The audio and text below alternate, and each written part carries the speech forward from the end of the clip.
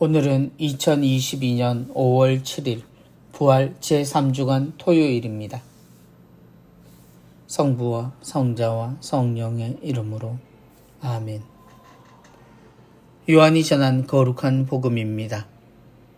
그때 예수님의 제자들 가운데 많은 사람이 말하였다. 이 말씀을 듣기가 너무 거북하다. 누가 듣고 있을 수 있겠는가? 예수님께서는 제자들이 당신의 말씀을 두고 투덜거리는 것을 속으로 아시고 그들에게 이르셨다. 이 말이 너희 귀에 거슬리느냐? 사람의 아들이 전에 있던 곳으로 올라가는 것을 보게 되면 어떻게 하겠느냐? 영은 생명을 준다. 그러나 육은 아무 쓸모가 없다. 내가 너희에게 한 말은 영이며 생명이다. 그러나 너희 가운데에는 믿지 않는 자들이 있다. 사실 예수님께서는 믿지 않는 자들이 누구이며 또 당신을 팔아넘길 자가 누구인지 처음부터 알고 계셨던 것이다. 이어서 또 말씀하셨다. 그렇기 때문에 아버지께서 허락하지 않으시면 아무도 나에게 올 수 없다고 너희에게 말한 것이다. 이 일이 일어난 뒤로 제자들 가운데에서 많은 사람이 되돌아가고 더 이상 예수님과 함께 다니지 않았다. 그래서 예수님께서는 12 제자에게 너희도 떠나고 싶으냐 하고 물으셨다. 그러자 시몬 베드로가 예수님께 대답하였다. 주님, 저희가 누구에게 가겠습니까? 주님께는 영원한 생명의 말씀이 있습니다. 스승님께서 하느님의 거룩하신 분이라고 저희는 믿어왔고 또 그렇게 알고 있습니다. 주님의 말씀입니다. 그리스도님 찬미합니다. 이 말씀은 듣기가 너무 거북하다. 생명의 빵에 대한 아주 긴 가르침은 알고 보면 아주 단순한 예수님의 호소입니다. 우리가 알고 믿고 바라야 할 것은 바로 하느님이어야 한다는 것입니다.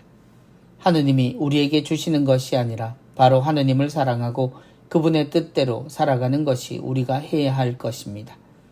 우리가 하느님을 고백하고 세례를 받기 위해 긴 시간을 준비하는 중에도 사실 우리가 지녀야 할 근본 중의 근본은 바로 이것입니다. 하느님이 세상을 내시고 우리를 내셨으며 세상은 하느님을 알고 하느님의 뜻대로 서로 사랑하며 살아야 하는 곳이라는 것입니다. 그 속에서 우리는 하느님을 닮은 사랑스러운 존재로 사랑의 능력을 모든 것에 베풀며 행복한 삶을 사는 근본을 살아야 한다는 것입니다.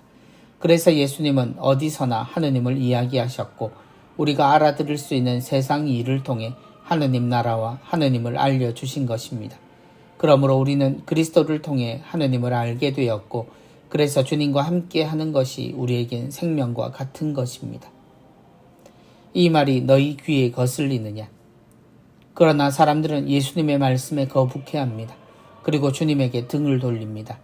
그들이 원한 것은 도움이 되는 하느님이지 하느님의 사랑도 사랑이신 하느님도 아니었기 때문입니다. 자신을 위해 필요한 하느님을 원했던 이들은 하느님의 본심에 등을 돌립니다. 그런 하느님을 하나도 도움이 되지 않는다는 것이 그들의 결론이었습니다.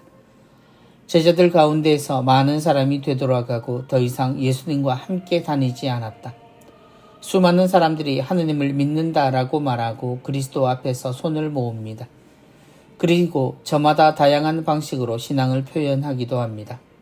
2000년이란 시간 속에 교회는 엄청나게 거룩하고 화려한 전례를 완성했고 교리를 완성했으며 은총을 전하는 수많은 은사와 신비 그리고 영성이라 이름 붙은 수많은 양식들도 이루었습니다. 사람들은 이렇게 넘쳐나는 신앙적인 환경 속에 살고 있는 것도 사실입니다. 그런데 이 모든 것의 근본에 대해 묻지 않을 수 없습니다. 그들에게 우리는 정말 하느님을 전한 것일까요?